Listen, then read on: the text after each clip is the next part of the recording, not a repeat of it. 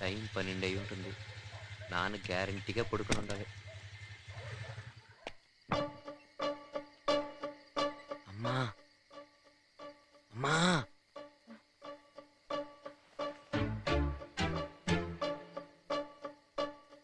ఏంట్రా ఈరోజు కూడా లేటేనా? అమ్మా వచ్చి తలుపు తీయమ్మా, త్వరగా రామ్మా.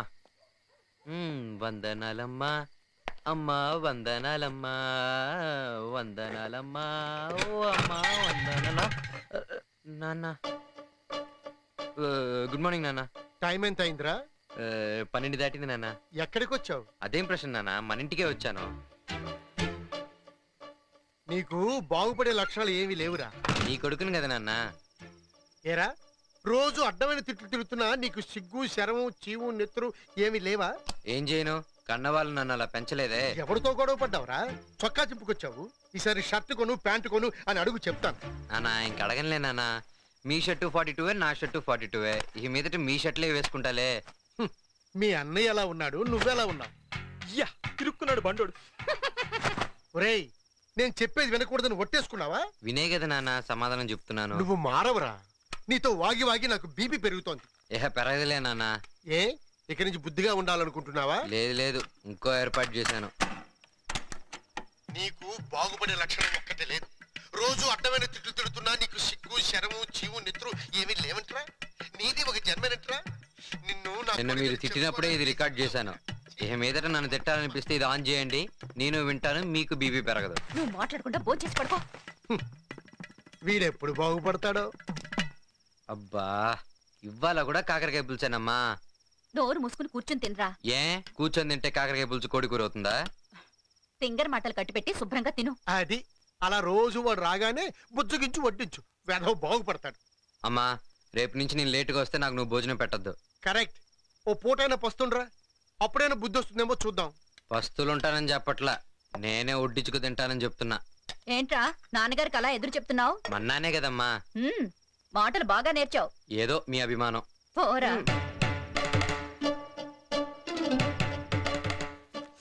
అమ్మా కారం బాగా ఎక్కువగా ఉంది, నాన్న దగ్గర బాగా తిట్లు పడతాయి నీకు. ఈ పని మాత్రం కరెక్ట్ గా చేస్తావురా. అమ్మా అమ్మా డబ్బులు అడిగమ్మా.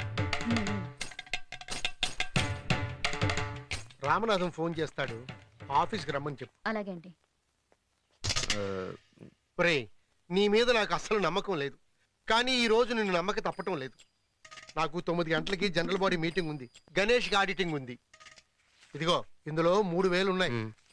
కాదు నా ముందే లెక్క పెట్టు, లేకపోతే 100 తగ్గింది 200 తగ్గింది అని ఆఫీస్కి ఫోన్ చేస్తావు. కరెక్ట్ గానే ఉన్నాయి నాన్న. తిన్నగా స్టేట్ బ్యాంక్ వెళ్ళు, director food corporation of India Hyderabad అనే పేరును ఓ డీడీ తీసుకో. అర్థమైందా? అర్థమైంది. ఏ బ్యాంకు? State Bank. ఏ పేరున? Director food corporation of India Hyderabad. Correct, మర్చిపోకు. ఈ 100లో 50 రూపాయలు డీడీ కమిషన్, మిగిలిన 50 రూపాయలు ఎప్పుడు నేను నీకు తగలేసే దండగ ఖర్చు. ఒరేయ్ ఇది మీ అన్నయ్య లైఫ్కి సంబంధించిన విషయం, వాడి ప్రమోషన్ కోసం ఎగ్జామ్ రాయడానికి తీస్తున్న డీడీ.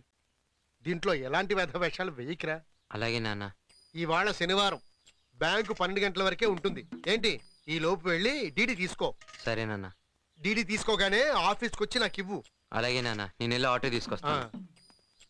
చూసావే నన్ను బయటకు పంపించడానికి నీ కొడుకు ఎంత తొందరపడుతున్నాడో. గణేష్ రెడీ నాన్న, వస్తున్నాను.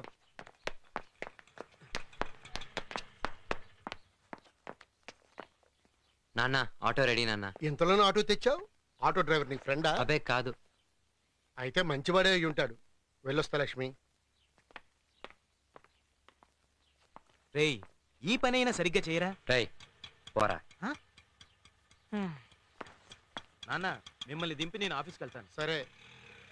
అమ్మా అమ్మా అమ్మా చూడమ్మా, నాన్న చేసేది టూ మచ్ 3 మచ్ కాదు, ఓవర్ మచ్ ఇన్సల్ట్. మరి నీ ప్రవర్తన అలా ఉంది. ఉంటుంది, ఆ తర్వాత మీరే ఫీల్ అవుతారు. ఏంటి చివరి రోజుల్లో నాకు మీ నాన్నకు తిండి పెట్టనంటావు అంతేగా? వెంటనే తిండి తిప్పులను మొదలు పెడతావే. ఇదిగో చూడమ్మా, ఇంకో 10 సంవత్సరాల తర్వాత ఇదే తిరుపతిలో ఆ 7 కొండల వాడి తర్వాత నా పేరే తెలుసుకోవచ్చు. ఆంధ్రప్రదేశ్ లో ప్రతి కాలేజీలోనూ నా చరిత్ర పాఠాలుగా చెప్పుకోవచ్చు. ఓహో.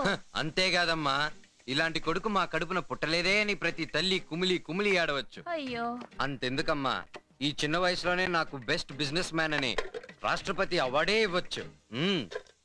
అప్పుడు అప్పుడు ఇంతటి తెలివైన వజ్రాన్న మన నోటికొచ్చినట్టు తిట్టిపోసామని పశ్చాత్తాపంతో తల దించుకుంటారు. అలాగా?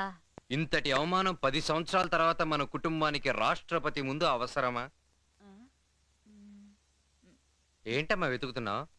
ఇక్కడ ఓ పాత చీపురు కట్ట ఉండాలిరా, అది ఎక్కడా అని వెతుకుతున్నాను. అయ్యో, ఘోరమైన అవమానం రా వాసు.